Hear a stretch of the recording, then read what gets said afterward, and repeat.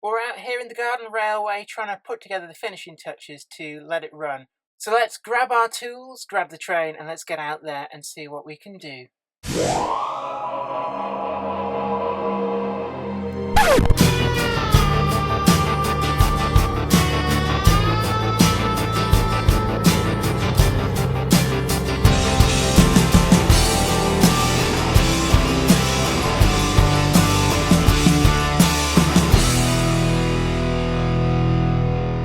Welcome back to another video on progress on the garden railway.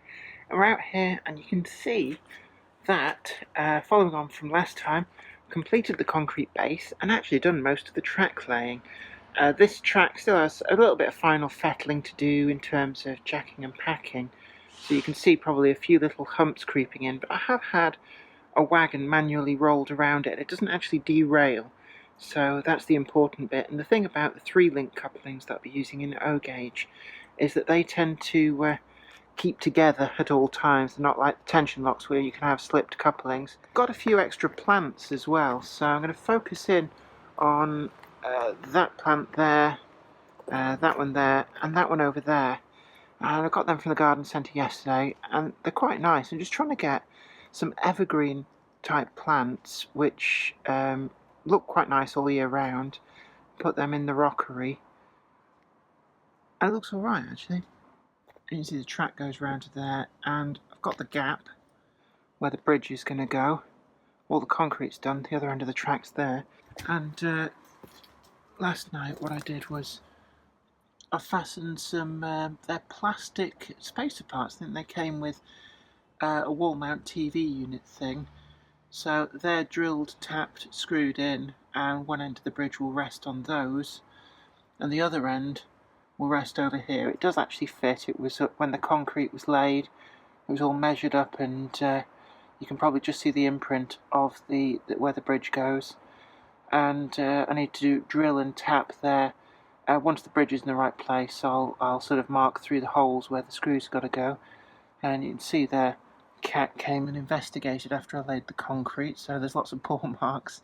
I will be ballasting this track in the way that we did for the double O layout, with the kiln dried paving sand mixed with cement, shake it all up in an old Quality Street tin, and then ballast just how you'd normally ballast, but then the water will set that as basically it's like cement, but it'll still look like ballast. So we've got the track going all the way round there, round the back, coming up here. And I'm just going to focus in on the method used to actually secure the track. The track itself is fairly loose, but I've drilled holes, put a raw plug in, and then a screw with a washer.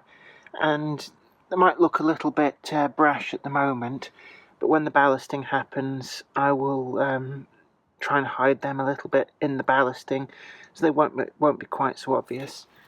We've got the 3 points in there. And if I turn around, another one there, and you can see conspicuous by its absence is the concrete base for the sidings, but the plan is that they'll go in when I've actually got the materials. I ran out of sand and gravel to make up the concrete, so I focused on getting the main running line in. It's a little bit for the siding there, needs extending. So just move down to the other end. And you see some of the bushes that made the trip from the front garden. So we've got a rosemary bush there, juniper, and I think that was Great Western Railway or possibly Cambrian Railway rail chair that was restored. It was actually sat in the middle of the old layout along with this London and North Eastern Railway Central Division chair, which came out of Godley Junction sidings. There's now a Kerry Foods factory there, and when they were expanding and redeveloping their car park, this came out in the fill, and I spotted it and gave it a new home. It's been painted green just to really stop it being an ugly lump of rusted metal, the same way that one's got a coat of hammerite black. Some of the other bushes from the front, and yeah, these have actually grown quite well. When I was at the garden centre, they had more of these. I don't want to have just juniper bushes back here, so I didn't buy any more. But it's quite pleasing to see just how well these have grown, because you kind of get used to how big they are. You never really perceive the extra growth, but actually they're huge compared to the ones at the garden centre. There's that new bush, another juniper bush up there, heather from the front garden, another heather from the front garden. There's one over there, but it's struggling a bit. It kind of got a little bit buried. I need to kind of dig that out, perhaps. Another bit of heather over there. So all of these are bushes that have been salvaged. I don't think any bushes went in the skip at all. More juniper bushes there. And that's stick. That's the pear tree. This is the Bramley cooking apple tree, and that's some kind of eating apple tree. Now these two are in their original location, so you might say they're a bit close to the track, especially that one there. But pear tree moved. That was originally slap bang here where the track and the bridge is going to go. And actually, talking of the bridge, let's go and take a look at that, because I painted that yesterday. So as you can see, the that in the shed is a bit of a mess of materials, but down there, unfortunately, painted it probably about 4 o'clock yesterday, and it still feels a bit tacky. It's not coming off on my finger, but if I squeeze too hard it will. So I think it's just the cold weather, but it got a coat of paint. It needs another coat of paint, but you can see, looks a bit messy, but it's not really a problem. The track, the O-gauge track will go across there. I cut off the cross piece with a hacksaw so that it's got the clearance, and whereas it used to be double track, double O, you can actually see the imprint that the track left there and there, where the ballast peeled off, and underneath I'd used that bitumen paint, which I'm not going to use this time. I'm just going to leave it as plain green metal, lay the O-gauge track over, and it'll probably get a bit of ballast, which will just sort of keep it in position. I'm hoping I don't need to fix the track to it at all. The ballast will probably do that job quite well. It'll be screwed at either end, and hopefully that'll just keep it in place. If not, then I'll have to devise a method to sort that out. But I'm going to give that as long as possible to try and dry a bit more. I can actually, it doesn't come across obviously on the video, but I can smell the paint. It's like freshly applied paint. There's that solvent smell, and I think that the temperature is just too low for it. It probably says something on the tin somewhere about minimum temperatures. But the idea today, this morning, and it's very foggy, I don't know whether it probably comes out too well, but it's very cold and very foggy. I'm going to try and get that bridge finished off, sighted, the track laid across, and then maybe go for a test run of the pannier tank around this and just see how well it goes. It's not been converted to DCC, so I'll be using DC, and we'll probably have to manually drive it so it gets up and down the grades without either stalling or rushing off at warp speed. And then I need to get some chipped bark, and that's going to go over all this soil, because otherwise if you leave it like this, it will become a sea of weeds in no time at all. In winter it's not too bad, but it will become a sea of weeds in no time at all if just left like this, and I really don't want that. Okay, test fitting of the bridge. So you can see it's in place there, just resting across, and it's actually substantially longer than it really needed to be, but I was a bit reticent about cutting chunks off it, so I've just made a sort of a almost like a shelf where that end's going to go. And you see the screwdriver through there, through the holes, and what I do is put that through where I want to drill in the concrete underneath, tap it a couple of times with a hammer. It's an old screwdriver, so it doesn't actually get used as a screwdriver, and it's perfect for this task. So I'm going to do that twice through there, so that I can then drill and tap the concrete, and that'll be where the bridge is fixed down with screws. I'll find some suitable screws for doing that.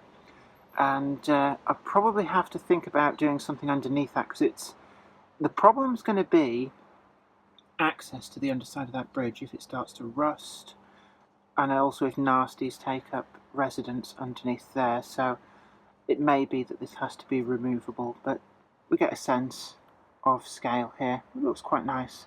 So I'm going to go ahead now finish up their drill tap, and then we'll get the bridge fixed in place. I just want to add the visit I did yesterday down near Rosworth Street with long-time friend of the channel, Derry, and he very generously provided a few extra bits and pieces for going in the garden. So what we're seeing here are the as-found bits and pieces, and these came out of I suppose industrial archaeology digs down near Rosworth Street on former track beds. So what we've got there is a GWR steddle, or what's left of it, and this would have supported signal wires. And according to Derry, it's quite interesting because they didn't realise that the GWR had any input on the particular railway where it was found. I think it was near the wharf for the calcium. Calcium oxide, the lime kiln, and they hadn't realised that the GWR had put anything into that particular area in terms of investment in infrastructure, but there it was. And then we've also got this old rail chair, and I think this predates even the Cambrian railway, so this is pretty old. It's got 2 bolt holes, but the actual gauge of track that would have been in it, if I just slide that out, it's very tiny. And to give you the illustration, there's one of these sort of spring clip pieces that go into normally, I suspect this is either for bullhead or flat bottom rail, but of a much heavier gauge, and this would have normally gone into the chair next to the rail to hold everything in place and give it some kind of flexibility, but that's actually so big it doesn't quite fit in there. That's how small the gauge of track would be. And then of course this, it's probably going to be a good match to go with the LNER Central Region rail chair. Derry's hopefully going to sort out some lengths of bullhead rail, sort of like 6-inch lengths, to go in these. And with any luck he'll get 3 different pieces, 3 different grades for the 3 different chairs that we've now got. But these are all awaiting restoration. So they're going to be attacked with a wire brush just to get the loose rust off, and then painted with hammerite paint. I've not decided on colours. It's really all down to what I've got to hand quite cheaply. I've got a choice of beige, blue, or red in hammerite, or black as well, but I don't want everything in just black. I want a range of colours. So I've got to decide what would look right on some of these. But also I've got that green, but the green needs an undercoat. It's not a rust-preventing paint. So we'll have to work out what I need with this. So the bridge is now all in place, screwed in, and just starting to test fit some of the tracks. So there's a full length there, and the join being there is a bit bothersome. So what I might do is actually move that length of track up and join it with, I've got another length of track prepped there, just to avoid there being a join right in the gradient change, which would make a bit of a kink and ultimately run the risk of throwing the locomotive off the track as it rides up over what would be a hump. So disconnect that down there, shuffle it up, connected it to that, plug it all in, and that way I can also screw down the track a lot better, because otherwise you'll have a long length of track that really, I might be able to screw it into that paving slab, but it might be quite tricky. So I'm going to break off again now, and I'm going to get to work and see if I can get the track all connected up. Right, got the track in, and you can see the small piece that I've had to insert there. Then we've got 2 full lengths of flexi track going right the way round. So what I need to do now is just test run a wagon or something over that bridge, just make sure all is well, and then it's a case of screwing the track down. Now, one important thing has been leaving expansion gaps, and they're quite big actually, a little bit bigger than I was trying for, but it's very difficult cutting this stuff on the fly, and the track all moves about, so you think that you've got it the right length and then it decides it's not the right length. But that's okay because it's quite cold at the moment, so it means that in the summer all those track joints will close up, and what I don't want is the track being forced out of line because it runs out of expansion. So all's well. Got it in there, got it screwed down. I'm hoping that there's enough clearance there, because it kind of curves a little bit onto the bridge, and then fastened in down there and into the curve. So all that's really remaining is to test run the whole thing. So it's all going to need a good clean, and hopefully, fingers crossed, it goes round. Well, I've got my test wagon here, and the clearances are actually pretty generous on here. So let's just see. Not got. There we go. There's a little bit of rolling resistance, but that's what we want really. We don't want it to just disappear off down the grade. It is still on the track.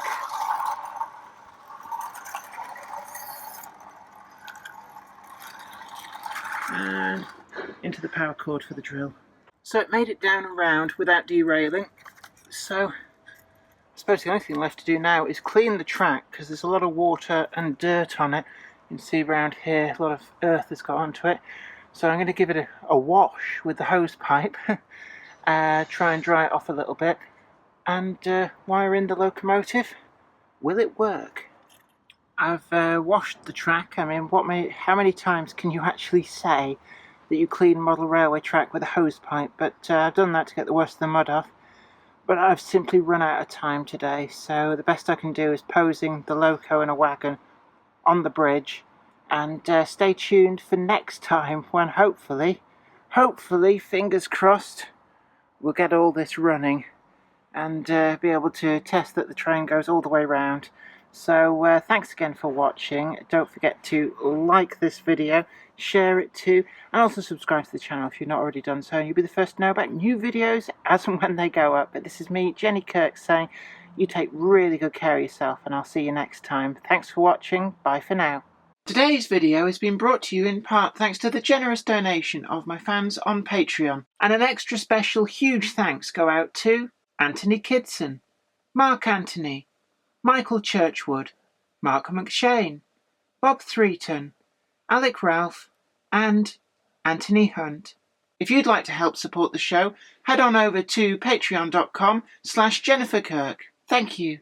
Today's video has been brought to you by my books, Bringing Home the Stars, Twinkle Little Star, and also you can get the complete comic collections of All Over the House, Books 1, Books 2, and also the wacky zany Life of Knobty Mouse. Thanks, and catch you later.